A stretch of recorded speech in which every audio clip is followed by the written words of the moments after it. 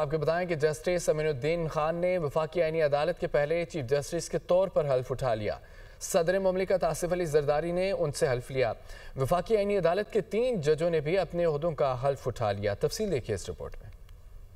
Justice امینالدین Khan پہلی وفاقی آئینی عدالت کے پہلے چیف جسٹس۔ ایوان صدر میں منعقدہ تقریب میں صدر آصف علی زرداری نے حلف لیا۔ تقریب میں وزیر اعظم شہباز شریف، نائب وزیر اعظم Muhammad Ishaq Dar, chairman senate, speaker قومی اسمبلی، وفاقی وزراء اور اراکین پارلیمنٹ شریک ہوئے۔ Field marshal Syed Asim Munir, chairman joint chief of staff committee general Sahir Shamshad Mirza سمیت پاک بحریہ اور فضائیہ کے سربراہان بھی شریک ہوئے۔ Chief justice supreme court justice Muhammad Yahya Afridi, اعلیٰ عدلیہ کے ججز اور اعلیٰ سرکاری حکام بھی شریک ہوئے۔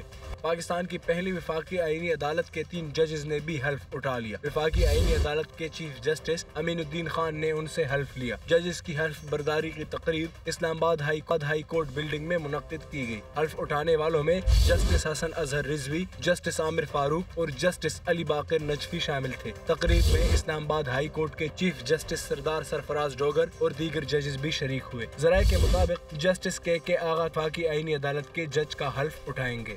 سپریم کورٹ کے فل کورٹ اجلاس نے رولز 2025 میں ہم ترمیم کی متفقہ منظوری دے دی ہے۔ سپریم کورٹ رولز 2025 کو باضابطہ طور پر اپ ڈیٹ کر دیا گیا۔ اجلاس کا اعلامیہ جاری کر دیا گیا۔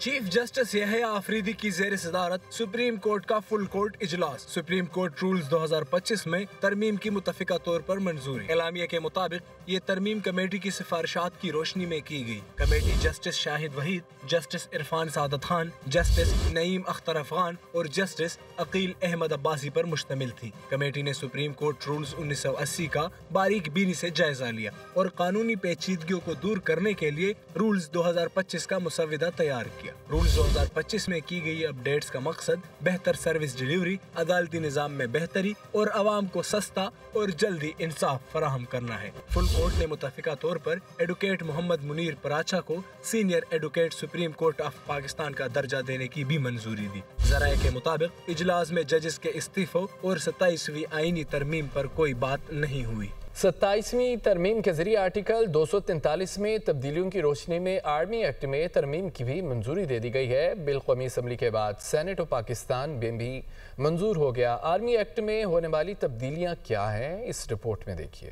پارلیمنٹ نے پاک فوج کی کمان سے متعلق بڑی اور اہم تبدیلیوں کی منظوری دے دی۔ اب ہر chief of army staff chief of defence forces بھی ہوں گے۔ چیف آف ڈیفنس فورسز کا عہدہ 5 سال کے لیے ہوگا اور یہ مدت چیف آف ڈیفنس فورسز کے عہدے کا نوٹیفکیشن جاری ہونے کے روز سے ہی ہوگی۔ ترمیم میں وضاحت کی گئی ہے کہ موجودہ آرمی چیف کی مدت چیف آف ڈیفنس فورسز کے نوٹیفکیشن کی تاریخ سے دوبارہ شروع ہوگی۔ Chairman joint chiefs of army staff کا عہدہ اور دفتر 27 نومبر 2025 سے ختم ہو جائے گا۔ وزیر اعظم چیف آف ڈیفنس فورسز کی سفارش پر کمانڈر نیشنل اسٹریٹجک کمانڈ کا تقرر 3 سال کے لیے کریں گے۔ وزیر اعظم چیف آف ڈیفنس فورسز کی سفارش پر کمانڈر نیشنل اسٹریٹجک کمانڈ کو 3 سال کے لیے توسیع بھی دیں گے۔ چیف آف آرمی سٹاف کی طرح کمانڈر نیشنل اسٹریٹجک کمانڈ کی تقرری اور توسیع عدالت میں چیلنج نہیں ہو سکے گی۔ کمانڈر نیشنل اسٹریٹجک کمانڈ پر جنرل کی ریٹائرڈ کی عمر کی حد کا اطلاق نہیں ہوگا اور اس مدت کے دوران وہ پاک فوج کے جنرل کے طور پر کام کرتے رہیں گے۔ آرمی ایکٹ کے سیکشن 176C میں ہونے والی ترمیم میں کہا گیا ہے کہ وزیر اعظم چیف آف ڈیفنس فورسز کی مشاورت سے وائس چیف یا deputy chief of army staff کا تقرر کر سکیں گے۔ ذرائع کا کہنا ہے کہ سیکشن 176C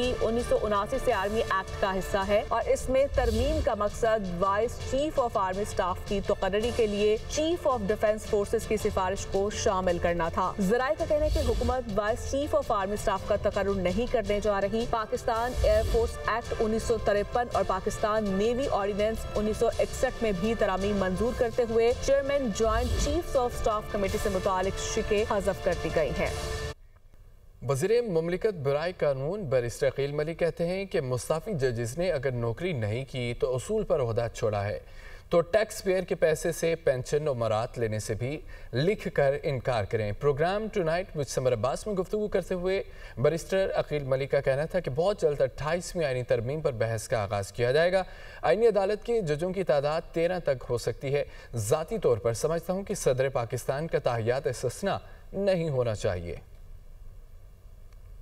نہیں کرنا چاہتے تو میرے خیال سے اس کے ساتھ جو بینیفٹس ہیں وہ بھی ان رائٹنگ وہ لکھتے ہیں کہ ان کو پینشن یا دیگر جو بینیفٹس ہیں ایز ریٹائرڈ جج آف دا ہائی کورٹ اور ریٹائرڈ جج آف دا سپریم کورٹ جو بینیفٹس ملتے ہیں وہ بھی ٹیکس پیئرس کے پیسوں سے ہی ملتے ہیں. تو کوئی نمبر کیپ نہیں کیا گیا.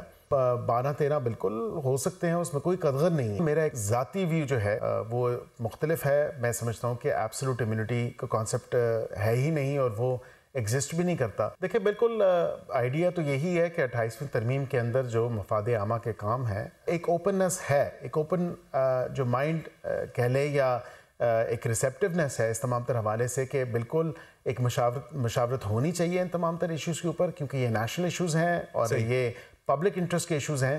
تو اس پہ مشاورت کا جو ایک پروسیس ہے وہ جلد ہی میں سمجھتا ہوں سٹارٹ ہو جائے گا. تاجکستان کے وزیر دفاع کرنل جنرل صابر زادہ امام علی عبدالرحیم نے general headquarters GHQ Rawalpindi کا دورہ کیا, جہاں انہوں نے فیلڈ مارشل سید عاصم منیر سے ملاقات کی. تاجک وزیر دفاع کی فیلڈ مارشل سید عاصم منیر سے ملاقات. دفاعی تعاون بڑھانے پر اتفاق. خطے میں امن کے لیے پاک فوج کا کردار قابل تحسین ہے. تاجک وزیر. ISPR کے مطابق ملاقات میں باہمی دلچسپی کے امور, علاقائی سلامتی اور دو طرفہ دفاعی تعاون پر تفصیلی گفتگو ہوئی. دونوں ممالک نے دونوں افواج کے درمیان فوجی تربیت, انسداد دہشت گردی اور علاقائی امن و استحکام جیسے اہم شعبوں میں تعاون بڑھانے پر اتفاق کیا. تاجک وزیر دفاع نے پاکستانی فوج کی پیشہ ورانہ صلاحیتوں اور خطے میں امن کے قیام کے لیے نمایاں کردار کو سراہا. اس موقع پر فیلڈ مارشل سید عاصم منیر نے خطے کی سلامتی اور خوشحالی کے لیے اجتماعی اقدامات کی اہمیت پر زور دیتے ہوئے تاجکستان کے ساتھ دفاع اور سلامتی کے شعبوں میں تعاون مزید بڑھانے کے پاکستان کے عزم کو دہرایا. دنیا سے خبر آپ کو دیں کہ پاکستان سٹاک ایکسچینج میں تیزی, سرمایہ کاروں نے 147 ارب روپے کما لیے.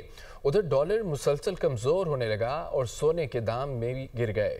اعداد و شمار کی تفصیلات اس رپورٹ میں دیکھیے.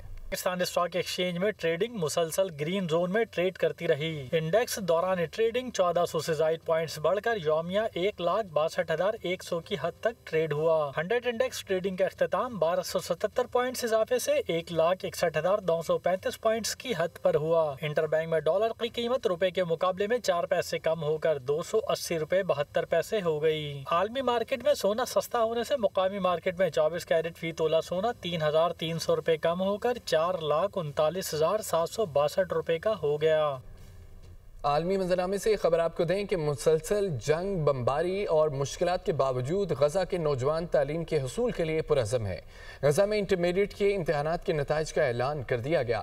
غزہ کی 11 بہادر لڑکیوں نے 99% نمبر لے کے ٹاپ پوزیشن حاصل کی. کامیاب متعدد طلباء و طالبات سہونی فورسز کی بمباری کی بھینٹ چڑھ گئے. مشکل حالات بھی غزہ کی مقینوں کے جذبے کو کمزور نہ کر سکے. ہر طرف بارود کی برسات کے باوجود غزہ میں تعلیم کی شمع نہ بجھی.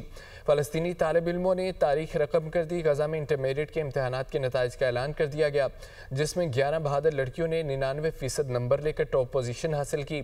کامیاب طالبات کے خاندانوں نے تباہال ماحول کے باوجود خوب جشن منایا اور اپنی بچیوں کی کامیابی پر فخر کا اظہار کیا.